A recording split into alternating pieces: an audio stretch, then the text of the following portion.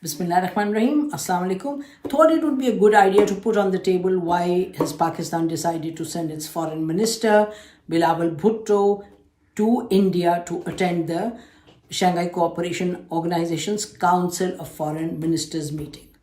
In Pakistan, the discussion took place whether to do this virtually or to send the foreign minister, and it was decided, we are told, by everybody, all the stakeholders, that he should go personally because Pakistan did not want to convey this impression that it's allowing its bilateral differences with India and bilateral problems with India to overshadow its own commitment, undermine its commitment, or overshadow any SCO forum. Hence, Bilawal Bhutto, Pakistan's young foreign minister, will arrive in Goa on 4th May.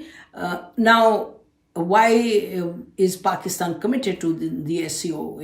It's important to indicate that SCO itself is, as we see, an emerging global organization with importance which will be perhaps second to none in due course. It has members from Eurasian continent. You've got China, Russia, two major powers there. You've got now Iran, Egypt, and Saudi Arabia as dialogue partners emerging. Then you've got Pakistan, India. From South Asia, you've got countries from Central Asian republics, original kind of member states. So you have this organization which is one committed very clearly, the charter says, to peace and cooperation in the region.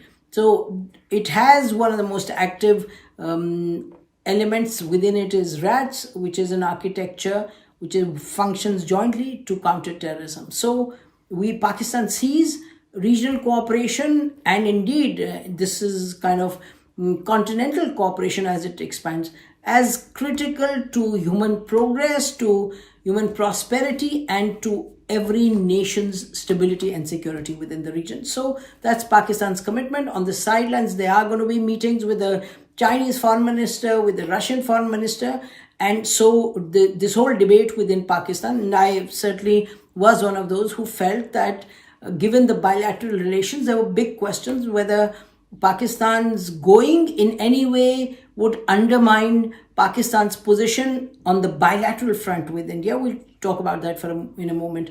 So Pakistan's going to SCO is a clear-cut commitment to Pakistan's alignment with the objectives of the SCO. And just to recall, when Pakistan and India were made members and they entered the SCO fray as full members, there was concern that these two countries may come and overshadow basically SCO and basically kill the organization the way India has killed SAARC, which is several countries in that organization. But since 2016, we've seen that India has refused to let Pakistan host the summit, and it was Pakistan's turn, and so India's kind of really stomped on the organization and said no, nothing doing, and so it's basically a dead organization for now. So Pakistan does not want to be a spoiler in SCO, and just for that reason, India was obliged. India has no choice but to invite Pakistan, because this is what the charter says, that everybody will be invited at every forum, irrespective of which country is hosting it. So that's that.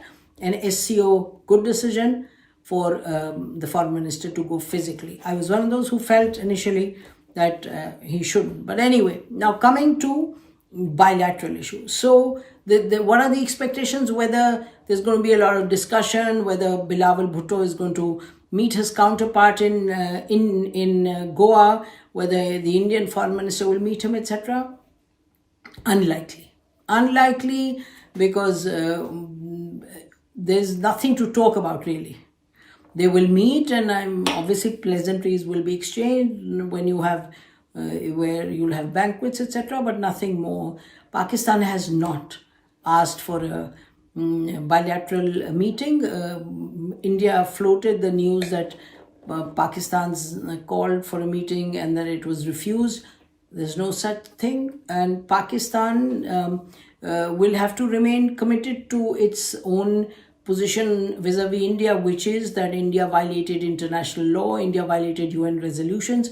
When in August 2019, India basically broke up the Jammu and Kashmir state and basically integrated it into the Indian Union, and is now engaged in a colonial settler project where the idea is to increase and in fact to increase the number of non-Kashmiris, to end the numerical superiority of the Kashmiris in Jammu and Kashmir, and that's the idea, so that you then have elections and the Kashmiris will be dealt out from political representation through this process.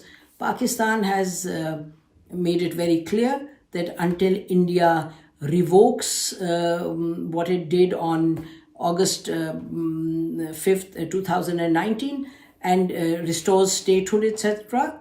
of Jammu and Kashmir, Pakistan will not engage in any bilateral dialogue, and that remains the position as it should remain, because otherwise India is basically ensuring that the Kashmiris get dealt out of their political representation, which is their right, not just a right that any people have, but a right that to some extent limited right that the Indian constitution originally gave the Kashmiris, and also what the UN resolutions guarantee to the Kashmiris. So Pakistan is not going to, Foreign Minister Bilawal Bhutto will not be engaged in any bilateral talks with India, but we are hoping that Foreign Minister Bilawal will talk about Pakistan's commitment to regional cooperation and regional security, and